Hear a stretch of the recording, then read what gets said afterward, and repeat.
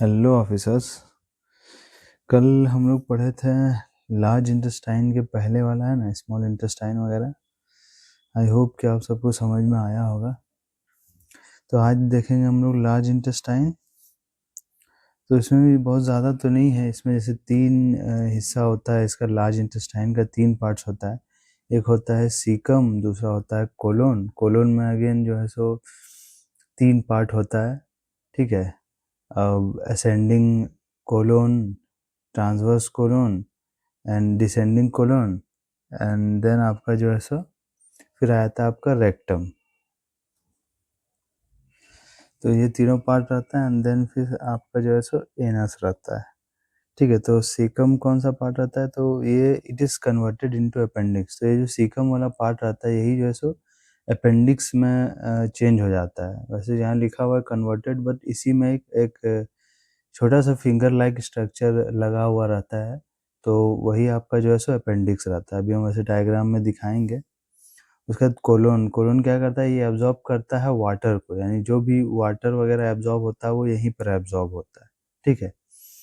और तीसरा है rectum, it act as temporary storage site for faeces. तो यानी कि जो फीसेस है, यानी कि वो जो पॉटी है वो इसी में रखा हुआ रहता है, रेक्टम में, यानी लास्ट वाला पार्ट में। उसके बाद फिर यहाँ पे मतलब जब तक रहेगा यहीं पर रहेगा, स्टोर करके रखा रहेगा। उसका फिर जब निकलना रहेगा तो फिर निकल जाएगा, ठीक है। तो अभी डायग्राम दिखाते हैं। तो जैसे यहाँ पे है, ये जैसे यहाँ पे तो ये स्मॉल इंटेस्टाइन ख़त्म हुआ, ठीक है। ड्यूडेनम, जेजुनम, इलियम आया, ख़त्म हुआ। उसके बाद यहाँ से शुरू हो जाता है आपका लार्ज इंटेस्टाइन। तो ये है सीकम वाला पार्ट। सीकम में ये जो है ये वाला, इसी को बोलते हैं अपेंडिक्स, या फिर यहाँ पे बड़ा वाला डायग्राम में दिख रहा है ये, इसी को बोलते हैं अपेंडिक्स, ठीक है।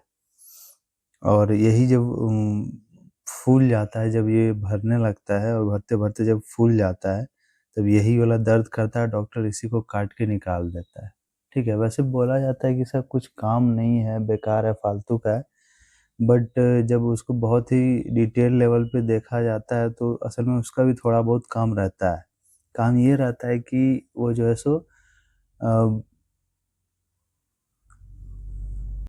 इम्यूनिटी प्रोवाइड करने में मदद करता है, ठीक है। एक तरीके से वहाँ पे गुड बैक्टीरियाज फॉर्म होते हैं ऐसे करके। तो ऐसा करके कुछ है, लेकिन वो तो बहुत डीप लेवल पे है, ठीक है। तो यही इसी को अपेंडिक्स बोलते हैं। ये है आपका सीकम, फिर आपका आता है कोलोन। कोलोन है ये असेंडिंग, ट्रांसवर्स, और ये है डिसेंडिंग वाला, ठीक है।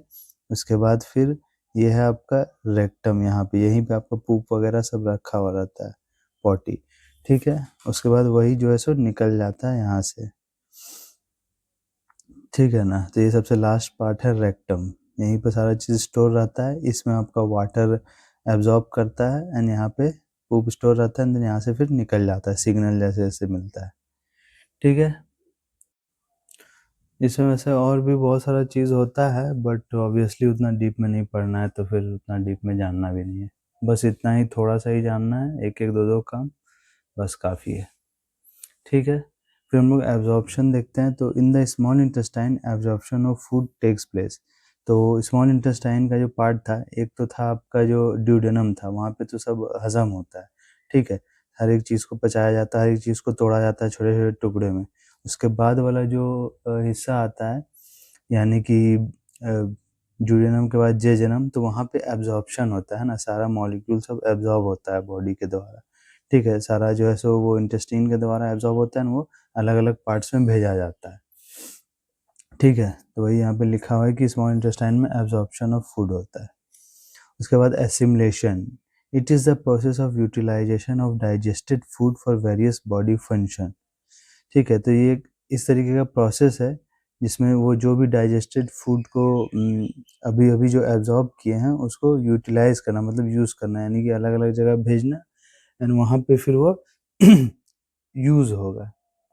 जैसे अलग अलग बॉडी का जो काम होता है, जैसे रिप्रोडक्शन हो गया, ठीक है, डाइजेशन हो गया, और भी जो जितने भी तरीके का काम होता है, मेटाबॉलिज्म जो होता है बॉडी में, ठीक है। तो हर एक जगह ऑब्वियसली एनर्जी का रिक्वायरमेंट होता है, तो फिर वो फूड ग्लूकोज के फॉर्म में, फैट्स के फॉर्म में, जैसे जैसे फॉर्म में ज़रूरत होता है वहाँ वहाँ पे उसको भेज दिया जाता है, ठीक है।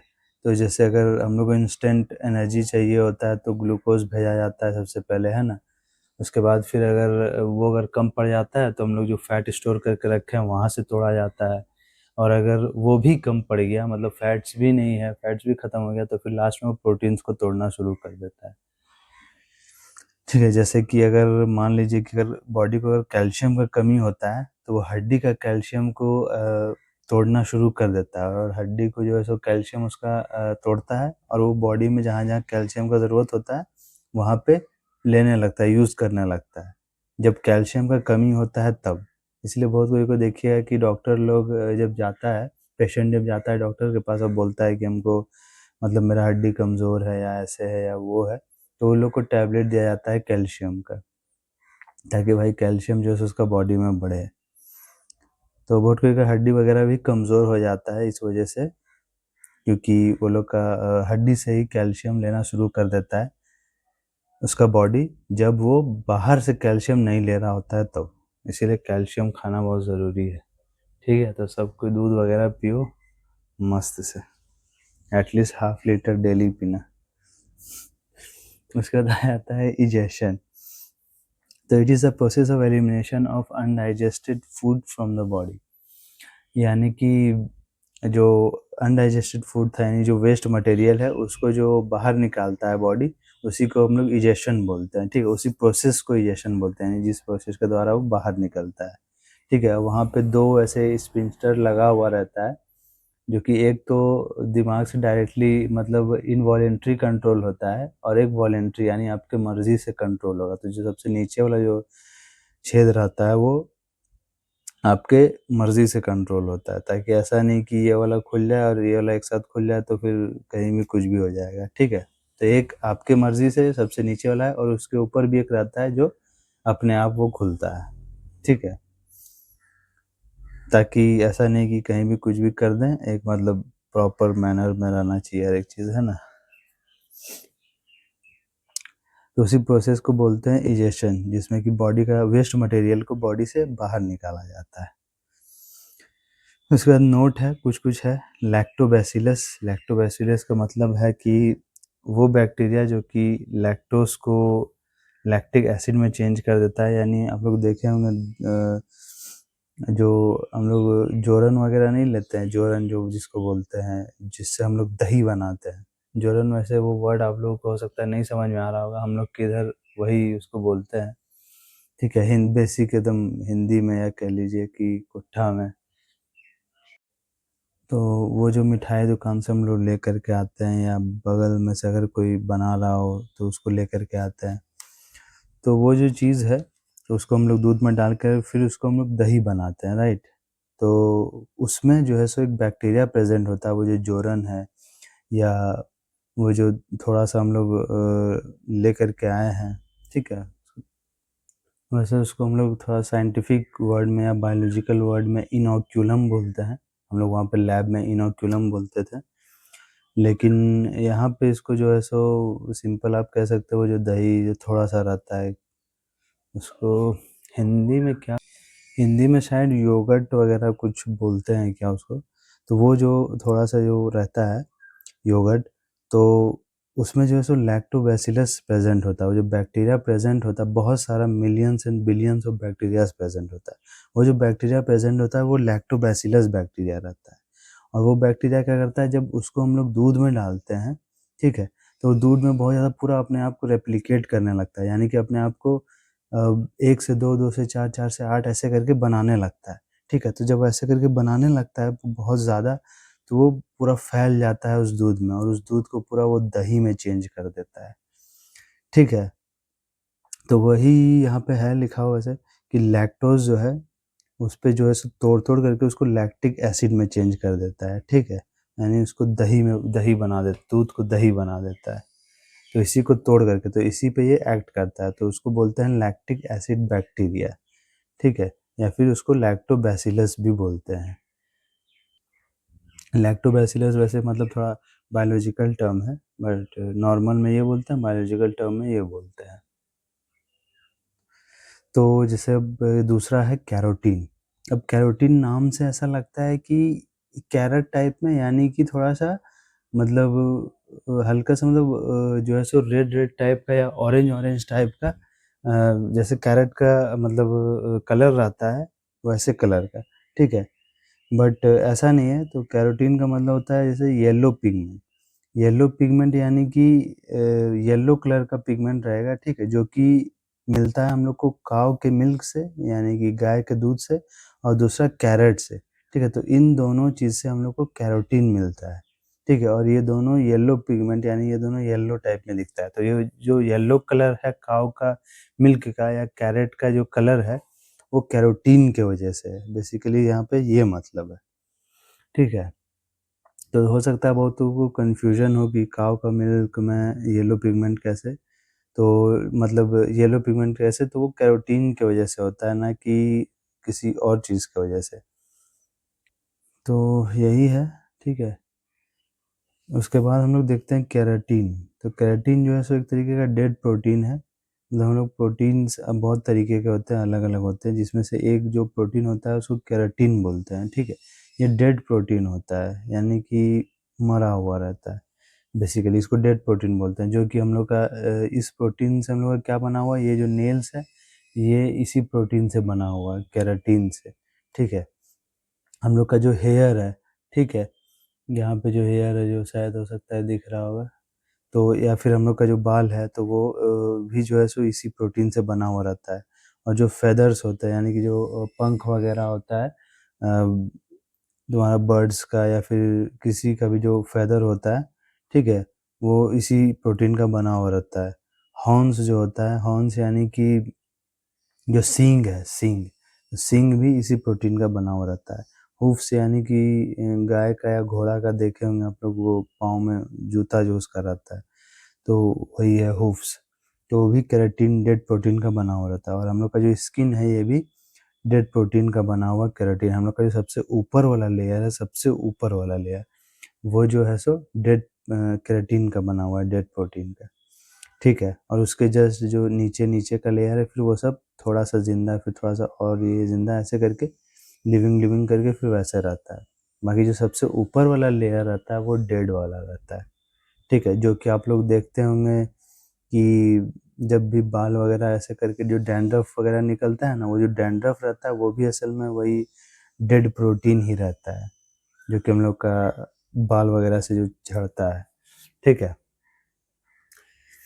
उसके बाद फिर हम लोग देखते हैं फेरिंग्स, लैरिंग्स एंड श्रिंग्स। ये ये क्या है कि फेरिंग्स क्या है, food pipe plus wind pipe, यानी ये जो फेरिंग्स है, यानी जो हम लोग का गला, यहाँ पे जो सामने हम लोग जैसे कि यहाँ पे एक एग्जांपल है, तो या ये जो पार्ट है, ये आपका वॉइस बॉक्स वाला पार्ट यहाँ पे रहता है, ठीक है? यहाँ से जाता है आपका हवा जाता है और यहीं से वॉइस भी प्रोड्यूस होता है। और यहाँ पे आपका खाना जाता है, ये जो गले के जो जस्ट पीछे है।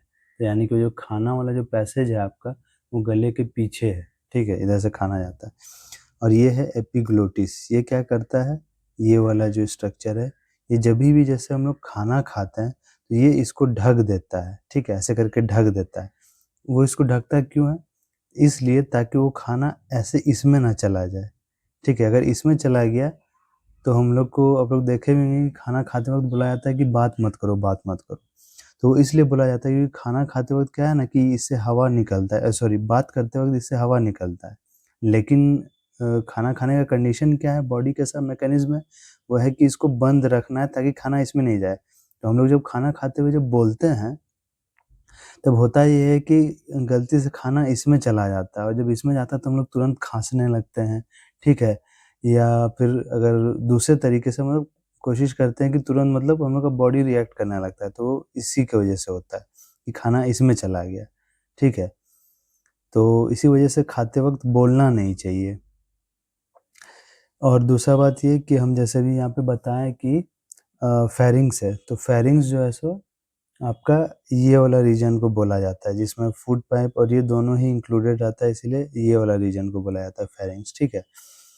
और फिर है आपका जैसे लैरिंग्स है, तो वॉइस बॉक्स ऑफ ह्यूमन्स, लैरिंग्स इसको बोला जाता है, ये वाला वॉइस बॉक्स है, यानी यहीं से आवाज़ निकलता है। और आप लोग देखे होंगे कि बहुत सारे लड़कों का क्या होता है कि जो गला है ना वो थोड़ा-सा ऐसे करके निकला हुआ रहता है गला, है ना? थोड़ा-सा अगर देखे होंगे कि किसी-किसी मतलब बहुत सारे लड़कों का ऐसे गला के पास ऐसे थोड़ा-सा निकला हुआ रहता है।